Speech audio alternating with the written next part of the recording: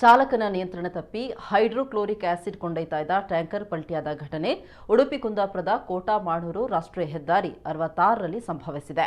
ಕಾರವಾರದಿಂದ ಮಂಗಳೂರಿಗೆ ಹೊರಟಿದ್ದ ಟ್ಯಾಂಕರ್ ಮಾರ್ಗ ಮಧ್ಯೆ ಪಲ್ಟಿ ಹೊಡೆದಿದ್ದು, ಪಲ್ಟಿ ಹೊಡೆದ ರಭಸಕ್ಕೆ ಟ್ಯಾಂಕರ್ನಲ್ಲಿದ್ದ ಹೈಡ್ರೋಕ್ಲೋರಿಕ್ ಆಸಿಡ್ ಗ್ಯಾಸ್ ರೂಪದಲ್ಲಿ ಲೀಕೇಜ್ ಆಗಿದೆ. ಇದು ಅತ್ಯಂತ ಅಪಾಯಕಾರಿಯಾದ ಅನಿಲವಾಗಿದ್ದು, ಅಗ್ನಿಶಾಮಕ ದಳದ ಸಿಬ್ಬಂದಿಯ ಸಕಾಲಿಕ ಸಮಯ ಪ್ರಜ್ಞೆಯಿಂದ ಭಾರೀ ದೊಡ್ಡ ಅನಾಹುತವೊಂದು ತಪ್ಪಿದಂತಾಗಿದೆ.